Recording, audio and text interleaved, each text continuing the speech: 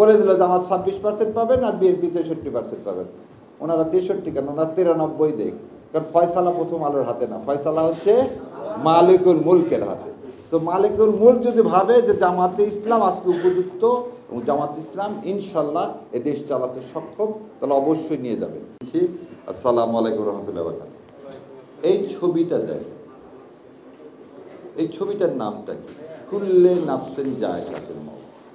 সেটার ধরন যেরকমই হোক, সেটা কলার চোচায় পা পিছলে যান, ফাঁসির দড়িতে যান, আর এইভাবে হোক, তার মানে মৃত্যুর স্বাদ আমাকে গ্রহণ করতে হবে। এখন সব মৃত্যু কি এক সমান? আল্লাহ সুবহানাহু ওয়া তাআলা কোরআনে কি বলতেছে? যারা জিহাদ করলেন আর যারা ঘরে বসে থাকলেন তাদেরকে একই রকম সমান মর্যাদা দেওয়া হবে? আল্লাহ বললেন না।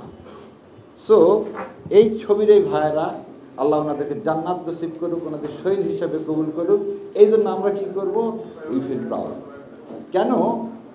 যখন একজন শহীদকে জিজ্ঞাসা করা হবে তুমি কি চাও আমার কাছে, সে বলবে আমি আবার দুনিয়াতে যে আবার শহীদ হয়ে যেতে চাই। তাহলে এই যে মর্যাদা, এই মর্যাদা কিন্তু আমার আপনার সবাইকে চাইলেই পাওয়া যায় না। এই কথাটা কি কারণে বললাম? আপনারা এমন একটা শহীদি কাফেলার অংশ, এবং আল্লাহ আপনাদেরকে সবাইকে এমন একটা কাফেলায় সংযুক্ত করছে যে কাফেলার দুনিয়া এবং আখেরাতে কোনো জায়গায় লস বলে কিছু নেই। দুনিয়া এবং আখেরাতে লস বলে কিছু নেই। আমরা এমন যদি ব্যবসা চিন্তা করি তাহলে এমন একটা ব্যবসা করি দুনিয়াতেও আমরা কি হচ্ছি, আল্লাহ সম্মানিত করবেন। আল্লাহ যদি ভাবেন আমাদেরকে ক্ষমতায় পাঠানো উচিত, কারণ সূরা বাকারার লাস্টের আয়াতে বলছে আল্লাহ এমন কোনো ভার আমার উপর দিবেন না যে ভার আমি বহন করতে পারবো না। সো যারা বলেন জামাত ইসলামের জনপ্রিয়তা উঠে যাচ্ছে, আবার জনপ্রিয়তা নিভে যাচ্ছে, প্রথম আলো দেখতেছেন কি করলো, জামাতেরটা ঠিক রেখে 1300 জনের উপর একটা সার্ভে করে বলে দিল জামাত 26% পাবেন আর বিএনপি 63% পাবেন। ওনারা 63 কেন, ওনারা 93 দেখ, কারণ ফয়সালা প্রথম আলোর হাতে না, ফয়সালা হচ্ছে মালিকুল মুলকের হাতে। তো মালিকুল মুলক যদি ভাবে যে জামাতে ইসলাম আজকে উপযুক্ত এবং জামাত ইসলাম ইনশাল্লাহ এ দেশ চালাতে সক্ষম, তাহলে অবশ্যই নিয়ে যাবেন।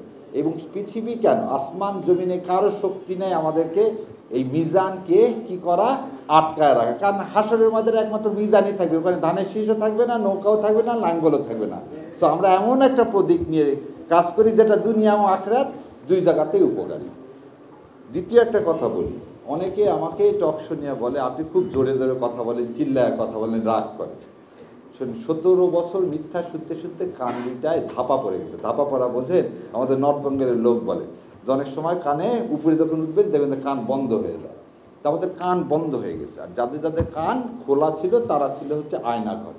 তো আজকে যারা এই বাংলাদেশের জমিনে যে মানুষগুলো আছে, এই মানুষগুলোর কানে ধাপা আছে, এবং ধাপা পড়া লোক হলে জোরে কথা বলতে হয়, নাহলে তার কানের মধ্যে সেটা প্রবেশ করানো খুব কঠিন হয়ে যায়। সেই জন্যেই আল্লাহ সুবহানাহু ওয়া তাআলার কাছে আমি সবসময় দোয়া করি, রব্বি ইশরাহ লি সাদরি ওয়াসসির লি আমরি ওয়াহলুল উকদাতান মিন লিসানি ইয়াফকাহু কাওলি।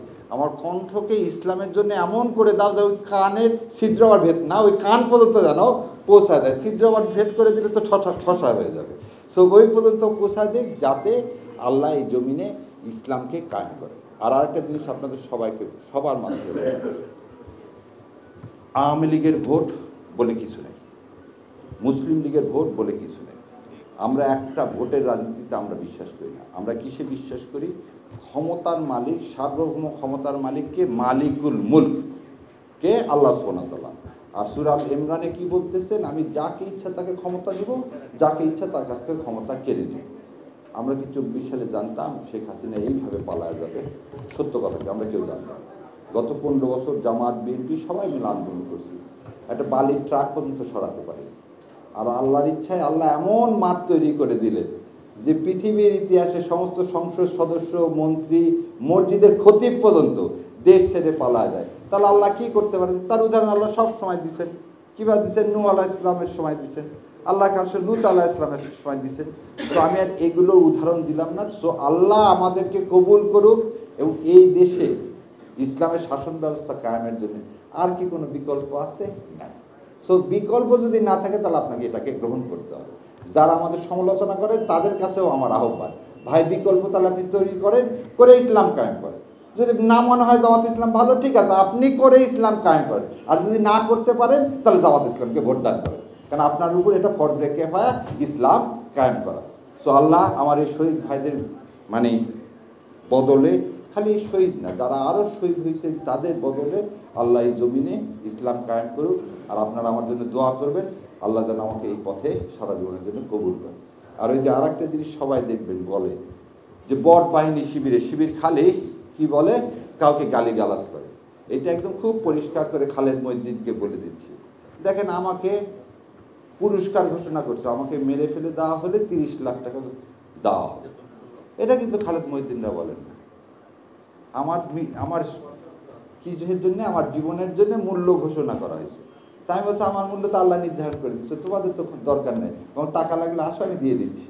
সো এই জিনিসটা, এই যে বট বাহিনী, এগুলো আমাদের জন্য এটা থাকবে। যারা ইসলামকে এখন সবসময় মনে রাখতে হবে, যে অ্যাঙ্গেলেই কথা বলুক, সবার একটা সমস্যা আছে। আমি এক টক শোতে বলছিলাম, ইসলাম না শুনলে আপনাদের বোধহয় চুলকায়, আর উনি খুব খেপে গিয়েছিলেন যে চুলকায় শব্দটা ওইভাবে বলা উচিত হয়নি। ইসলাম সম্পর্কে একটা অ্যালার্জি আছে। কেন অ্যালার্জি আছে? ইসলাম হলে তো দুর্নীতি করতে পারবেন না। প্রথম জিনিসটা কি, ইসলাম হলে আপনি তো দুর্নীতি করতে পারবেন না। ইসলাম হলে অন্যের হক নষ্ট করতে পারবেন না। ইসলাম হলে 72 থেকে 75 সালে বাংলাদেশের কোনো সম্ভ্রান্ত পরিবারের মেয়েরা স্কুল কলেজে যেতে পারেনি। আর ইসলাম প্রতিষ্ঠা হলে একটা মেয়ে রাত 12টা হোক, 1টা হোক, যখন যাবে, আমাদের কোনো বোনের দিকে কেউ ফিরেও তাকাবে না। এই সমাজ কি ইন্ডিয়া প্রতিষ্ঠিত করতে দিতে চায় না। আমরা কি হক চাই? আমরা জাকাত ভিত্তিক হক চাই। আজকে বলেন তো, যার জমি জমা নাই তাকে ব্যাংক টাকা দিবে? কর্জে হাসানা বলে কিছু আছে কোনো ব্যাংকে? নাই। আর জাকাত ভিত্তিক সমাজ হলে যার নাই তাকে টাকা দেওয়া হবে, যার টাকা আছে তার উপর ডবল টাকা নেওয়া হবে। এই তো ইসলাম। তো যার টাকা আলাদা কি করবেন? ওই প্রথম আলোকে ইউজ করবেন যাতে ইসলাম কায়েম না হয়।